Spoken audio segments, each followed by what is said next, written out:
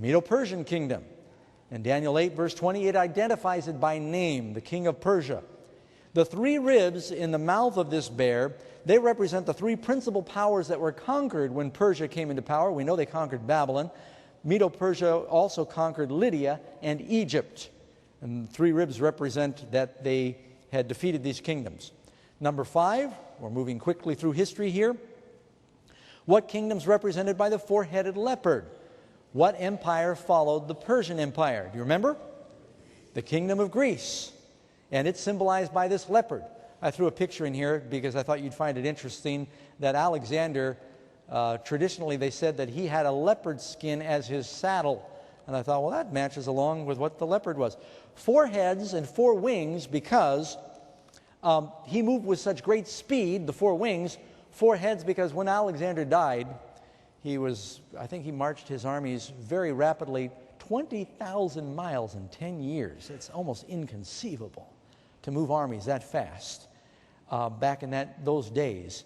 But when he died, 32 years of age, his kingdom was divided in 4 parts among his 4 generals. And they became the 4 divisions of the Greek Empire. And let me see if I can say these. The Ptolemy, Lysimachus, Seleucus, and Cassander. Those 4 generals divided his kingdom up. 4 heads. Number 6. The Roman Empire, or the Fourth World Kingdom, is represented by a horrible monster who has iron teeth and 10 horns. What do the horns represent? It says in Revelation 17, verse 12, the 10 horns which you saw are 10 what? 10 kings, or 10 kingdoms. And by the way, iron teeth, it's not in your question here. What kingdom represented the legs of iron that we read about in Daniel's vision, chapter 2? That was Rome was the iron legs. And so Rome is this kingdom that then divides into 10 parts. That's why you end up with the toes of iron and clay. Here are the 10 divisions of these Germanic kingdoms that made up the Roman Empire. And the names, the ancient names that you'd find here are the Germans, the Alemanni, the French, the Franks, the Swiss, the Burgundians. The Portuguese were the Suevi, the Italians, the Lombards, the Spanish, the Visigoths, the English, the Anglo-Saxons, as you know. And there were 3 others that were uprooted, the Vandals, the Heruli, and the Ostrogoths. Now, if you take 10 and you subtract 3, what do you get? 7. When you find that beast, it's got 7 heads and 10 horns in Revelation. It all matches up perfectly. Don't miss a very simple principle here. You've got that vision in Daniel chapter 2, the lion, the head of gold. And you notice that the most lustrous metal is gold, right? And the lion is considered the greatest of the beasts. And what kind of wings does a lion have? Eagle's wings. Babylon had the best of everything. Gold, lion, eagles. It was the most majestic. As you move successively down that vision, you see the other kingdoms. And there's a corresponding there between the golden head and the lion. You've got the silver arms, and you've got the bear. Then you've got the bronze belly, you've got the leopard. You've got the iron legs, you've got this strange beast with 10 horns. When you get to the feet of iron and clay, something's happened to the legs. Legs have gone through a change. They're not just iron, they're iron and clay. Something happens to the horns. Another little horn comes up, uproots 3 horns. Do you see the parallel? By the way, in prophecy, this is very important, so even if it takes time away from my other questions, if you catch this, it really helped me. When God teaches prophetic truth, He often teaches one truth with many different vantage points. Jesus told truth with many different parables. He would teach the truths of salvation, a number of parables to give you perspective so you could walk around something and get a perspective of what it looks like. In Revelation, you've got the vision of the 7 churches, 7 seals, 7 trumpets. They are giving you the history of God's people. 7 churches of the religious history of God's people, from the first coming to the second coming. 7 seals are giving you the political history from the first coming to the second coming. The 7 trumpets are giving you a military history from the first coming to the second coming. That's not all it means. There's a lot more there to it than that. But they're giving you the perspective. In Daniel, you see the same thing. He's showing the powers that would influence God's people, and he does it once through the vision of Nebuchadnezzar's image, and now Daniel's getting a vision of these four beasts. And in Daniel chapter 8, he's got the same truths are being taught with a goat and a ram vision. And so God is overlapping these things so you won't miss it by giving us several different perspectives of the one truth. Now, when we get down to the feet, we're talking about the beast power, the Antichrist. You'll notice that in the feet of iron and clay, how many toes? 10 toes. Then in Revelation chapter 17, you've got a woman riding on a beast, 7 heads, 10 horns. And you've got the same thing in Revelation 12 and the same thing in Revelation 13. Question number 7. In the Daniel 7 prophecy, what happens next? Daniel chapter 7, verse 8.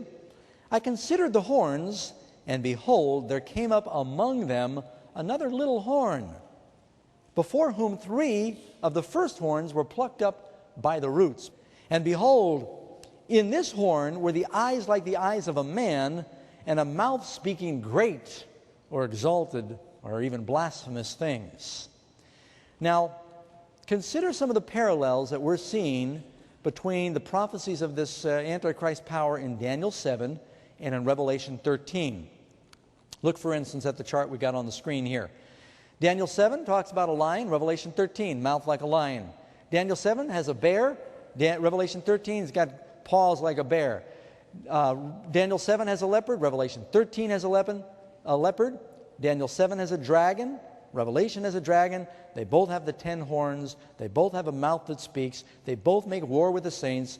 They seem to be victorious, at least temporarily, over the saints. They rule, or at least they're able to push them underground. They rule 3.5 years, 42 months in Revelation 13. In a Jewish calendar, 42 months is 3.5 years. Matter of fact, that's one of the most important time periods in the Bible. It calls it a time, a times, and the dividing of time. A time in the Jewish thinking was one complete cycle of the seasons, or 1 year. A times meant a couple or a pair, so that's 2. That would make a total of 3. And the dividing, or half of 1, 3.5. 3.5 Jewish years. They got 360 days in the Jewish lunar calendar. It's actually easier to work mathematically. That's why there's 360 degrees in a circle. Pilots all use a 360-degree circle for flying. It works better mathematically than 365 1/4. So the Jews did that because it was mathematically better. They would add another month every 13 years to compensate for the season change. But that same time period, 42 months, a time times in the dividing of time, 1,260 days is a time that God wants us to understand, because it's the same period that this beast power in the last age of the church here creates a lot of havoc. Number 8, here's the million-dollar question. So, who is the little horn of Daniel 7 and the first beast of Revelation 13? What I'm about to share with you is nothing original with me. Matter of fact, it's not even new. It is not exclusive with the church I happen to belong to. What I am sharing with you is the teaching that churches had believed for hundreds of years that has been almost completely lost sight of. It's almost extinct. And it's like there's a plan to hide it. Now, let me say very carefully, first I'm going to tell you straight out what I believe, then I'm going to try and give you the evidence for why I believe what I believe, and see if I can put a little balm on the sharpness of this subject. I believe that the beast power described, there are 2 beasts in Revelation chapter 13. I believe the first beast represents the church in Rome, known as the papacy. I believe the second beast represents the United States.